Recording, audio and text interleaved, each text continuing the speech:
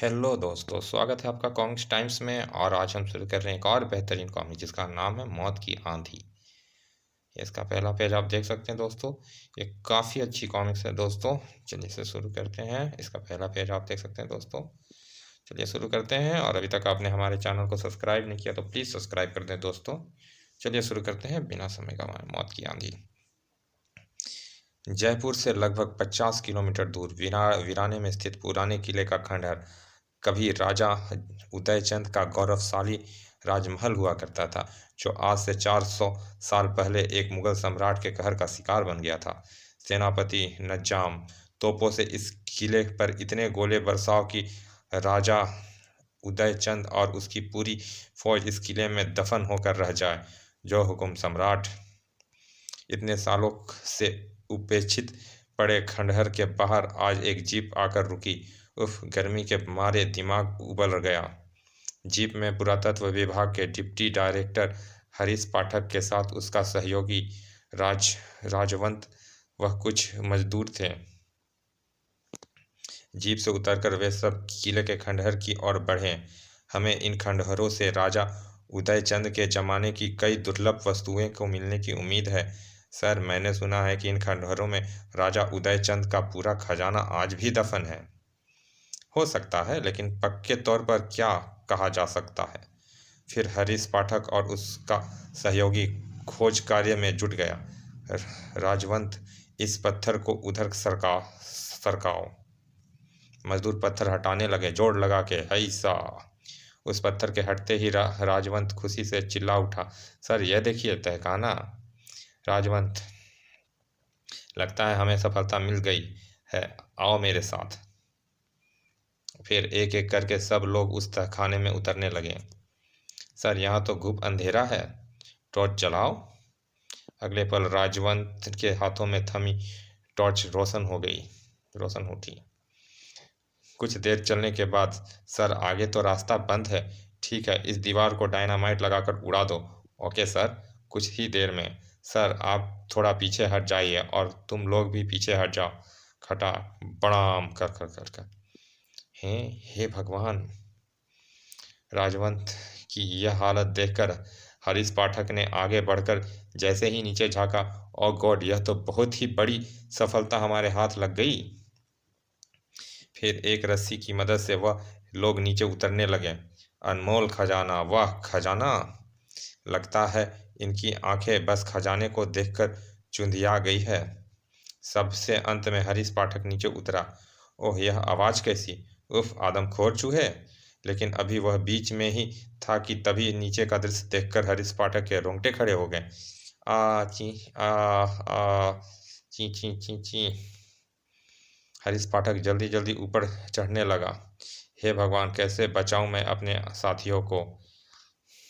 उधर ऊपर पहुंचकर उसने अपनी जेब से रिवॉल्वर निकाला और ढाए ढाए।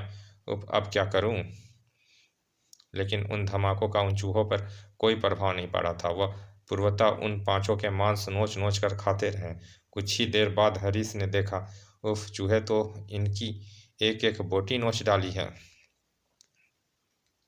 फिर हरीश पाठक के देखते ही देखते लगता है सब चूहे अपने अपने बिल में जा छुपे हैं। फिर हरीश पाठक उस तहखाने से बाहर आ गया। बाहर आकर उसने किसी तरह वह पत्थर वापस तहखाने के मुंह पर पहुंचा दिया और पहचान के लिए उस पर चौक से निशान बना दिया। अब ठीक है। फिर वह अपनी जीप में बैठ वापस चल पड़ा। उसी शाम हरीश पाठक अपने विभाग के डायरेक्टर अवध बिहारी के सामने बैठा उसे सारा किस्सा सुना रहा था। वह मलबा उनके अलावा 3 डिप्टी डायरेक्टर दिलीप खान, सतनाम सिंह व प्रदीप शर्मा भी उपस्थित थे। सर, बस हमारे भाग्य ने ही मुझे बचा लिया, वरना मैं भी उन आदमखोर चूहों का शिकार बन गया होता। सर, फिर तो मैं उस पत्थर पर क्रॉस का निशान बनाकर वापस आ गया हूँ। ठीक है मिस्टर पाठक, अब आप घर जाकर पूरी रिपोर्ट और खजाने तक पहुँचने का पूरा नक्शा तैयार कीजिए। लेकिन ख्याल रखिए कि यह बात पूरी तरह गुप्त रहे। I understand sir. Okay, you me go now. Thank you sir. Harish के वहां से जाने के बाद। सर, यह खजाना ढूंढकर हरीश पाठक ने कमाल कर दिया है। और मेरे ख्याल से आप लोग मूर्ख नहीं हैं। क्या मतलब? सॉरी सर, यह खजाना ढूंढकर हरीश पाठक ने कमाल कर दिया। हाँ प्रदीप, अभी अभी ऐसे मूर्खों के हाथ ऐसी चीजें लग जाती है जिसका उपयोग करना वह नहीं जानते। और मेरे ख्याल से आप लोग मूर्ख नहीं हैं। क्या मतलब? हम कुछ समझे नहीं सर। आखिर डायरेक्टर साहब कहना क्या चाहते हैं? मतलब मैं अभी समझाता हूँ। फिर अवध बिहारी उन तीनों को कुछ समझाने लगा। अवध बिहारी की पूरी बात सुनने के बाद वह तीनों एक स्वर में बोल उठे, सर हम लोग आपके साथ हैं। मुझे तुम लोगों से ऐसी ही उम्मीद थी। सर, उस रात डिनर लेने के बाद हरीश पाठक ने अपनी पत्नी से कहा, सुधा मैं बेडरूम में जा रहा हूँ, काम कुछ ज़्यादा हो सकता है, सुबह हो जाए तुम सो जाना। जी अच्छा है। Good night son. Good night daddy. दूसरे दिन सुबह ठीक 5 बजे। इनकी ठीक सुबह 5 बजे बेड टी लेने की आदत है। लेकिन जैसे ही वह स्टडी रूम का दरवाज़ा खोलकर भीतर प्रविष्ट हुई, नहीं, छनछनाक। उधर लॉन में एक्सरसाइज करता विकास अपनी माँ की चीख सुनकर चौंका। नहीं, अरे यह तो मम्मी की चीख है। देखो क्या बात है। स्टडी रूम में पहुंचते ही उसके मुंह से भी एक घुटी घुटी सी चीख उबल पड़ी, डैडी स्वामी। डैडी, यह क्या हो गया डैडी? किस कमीने ने आपकी जान ले ली? विकास, मेरे लाल, यह सब क्या हो गया? मैंने किसी का भला क्या बिगाड़ा था जो जो उसने मेरी बसी बसाई दुनिया उजाड़ दी? तुम्हारी सौगंध माँ, जिसने भी मेरे डैडी की हत्या की है, मैं उसे उस कुत्ते की मौत मारूंगा। माँ को आश्वासन देने के बाद कुछ देर तक वे विकास अपने पिता के स्टडी रूम में जाने क्या तलाश कर रहा था। फिर नज़दीकी के पुलिस स्टेशन का नंबर डायल करने लगा। किर किर। कुछ ही देर में इंस्पेक्टर विकास के निकट पहुंचकर बोला, किसकी हत्या हुई है? मेरे पिता की। वह पुरातत्व विभाग में डिप्टी डायरेक्टर थे। लाश कहाँ है? आइए। स्टडी रूम में पहुंचकर पुलिस दल अपनी कार्रवाई में जुट गया। इस बीच विकास ने फोन करके अवध बिहारी को भी इस हत्या की खबर दे दी। अतः अवध बिहारी अपने विभाग के अन्य डिप्टी डायरेक्टरों के साथ वहां पहुंच गया था। विकास बेटे, यह सब कैसे हुआ? पता नहीं अंकल। सुबह सुबह हौसला रखो बेटे। तभी, ओह श्योर, क्षमा कीजिए, मुझे आप सबका बयान चाहिए। ओह श्योर हैं। एक पल कमरे में सुधा और विकास का बयान लेने के बाद इंस्पेक्टर अवध बिहारी और उसके साथियों के पास पहुंचे। सर, क्या आप किसी व्यक्ति पर शक कर सकते हैं जिन्होंने मिस्टर हरीश पाठक का खून किया हो? नहीं। मिसेज पाठक का कहना है कि मिस्टर पाठक कल कोई बहुत ही महत्वपूर्ण काम कर रहे थे। हैं? क्या आप बता सकते हैं कि उनके पास ऐसा कौन सा काम था जिससे उनके लिए रातों रात निपटाना जरूरी था? मेरी जानकारी में तो आजकल मिस्टर हरीश के पास ऐसा कोई भी ऑफिशियली वर्क नहीं था। फिर लाश को पोस्टमार्टम के लिए भेजकर पुलिस पार्टी वहां से रवाना हो गई। स्वामी, धैर्य रखो मम्मी। उसी शाम चिता को अग्नि देते समय विकास की आंखें अंगारों के समान धधक रही थी। डैडी, मैं प्रतिज्ञा करता हूँ कि जब तक आपके हत्यारों को खत्म नहीं कर दूंगा, चैन से नहीं बैठूंगा।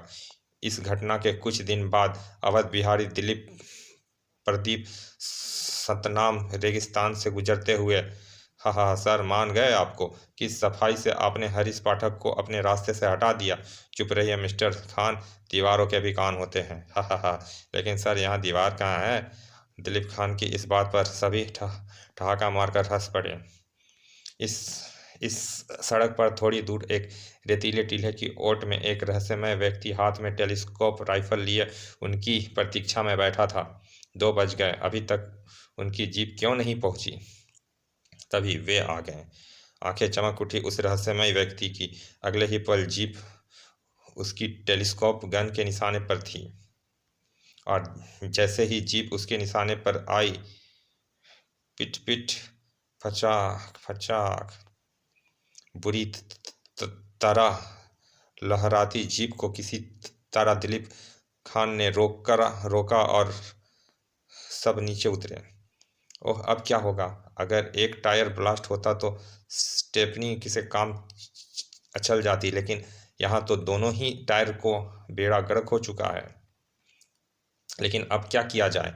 हम बीचों बीच हैं, इसीलिए ना तो बगैर सवारी के आगे बढ़ सकते हैं और ना पीछे लौट सकते हैं।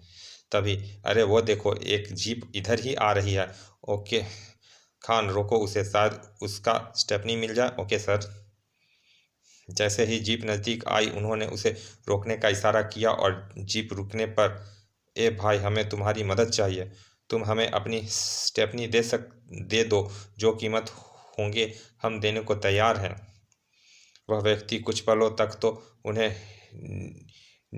इनकार भाव से देखता रहा, फिर डैशबोर्ड में एक स्लेट पर चौक निकाला और उस पर कुछ लिखने लगा। हैं? लिखने के बाद उसने स्लेट उनके सामने कर दी। क्षमा करना दोस्त, मैं गूंगा वह बहरा हूँ, अतः तुम्हारी बातें सुन व समझ पाने में असमर्थ हूँ। मुझे जो भी कहना है इस स्लेट पर लिख दो। तब दिलीप खान ने स्लेट पर लिखकर उसे समझाया कि उन्हें क्या चाहिए। उसके जवाब में जीप ड्राइवर ने लिखा, दोस्त, मुझे खेद है कि मेरे पास स्टेपनी नहीं है। मेरे योग्य और सेवा हो तो कहो। स्टेपनी तो इसके पास है नहीं। अब क्या किया जाए? सर, मेरे दिमाग से एक बात आई है। सर, क्यों ना इसे ठिकाने लगाकर इसकी जीप उड़ा ली जाए? Very good idea. इससे पूछो कि यह कहाँ तक जा रहा है, वह हम इसके साथ चलते हैं, रास्ते में मौका देखकर सुलटा देंगे। दिलीप खान ने स्लेट पर लिखा, तुम कहाँ जा रहे हो दोस्त? जवाब में उसने लिखा, राजा उदय चंद के किले के खंडहर देखने जा रहा हूँ। यह तो हमारे लिए और भी अच्छी बात है सर, इसे वहीं ठिकाने लगा देंगे। दिलीप खान ने फिर स्लेट पर लिखा, हम भी उधर ही जा रहे हैं, क्या तुम हमें भी अपने साथ ले चलोगे? जवाब में उसने सिर हिला दिया। फिर वह सब जीप में सवार होकर चल पड़े। जीप में प्रदीप शर्मा ने अवध बिहारी से पूछा, सर, मैं सोच रहा था कि क्या इसे मारे बिना काम नहीं चल सकता? What you mean mister Pradeep? Sir, मेरे कहने का मतलब था कि इसे बेहोश करके भी तो अपना काम चल सकता है, लेकिन इसके होश में आने पर क्या होगा मालूम है? मैं कुछ समझा नहीं सर। मैं समझाता हूँ। होश में आते ही यह पुलिस के पास पहुँचेगा और हमारे हुलिये बताकर हमारे खिलाफ रिपोर्ट करेगा। और अगर एक बार पुलिस के हाथ कोई क्लू आ गया तो फिर हमारे सब गुनाह दुनिया के सामने आ जाएंगे। आई एम सॉरी सर, यह तो मैंने सोचा ही नहीं था। सर, प्रदीप तो ऐसे डर रहा है जैसे हम हत्या का काम पहली बार कर रहे हों। प्रदीप, इससे पहले भी तो हम एक हत्या कर चुके हैं, हरीश पाठक की हत्या। हा हा हा हा हा। ची ची। रहस्यमय व्यक्ति ने गुस्से से ब्रेक लगाया। चलिए दोस्तों, इस कॉमिक्स का पहला भाग यहाँ समाप्त करते हैं। मिलते हैं इसके दूसरे भाग में। और अभी तक आपने हमारे चैनल को सब्सक्राइब नहीं किया तो प्लीज़ सब्सक्राइब कर दें दोस्तों, ताकि हम आपके लिए ऐसी ही अच्छी अच्छी कॉमिक्स लाते रहें। चलिए मिलते हैं इसके दूसरे भाग में। तब तक के लिए धन्यवाद, विदा।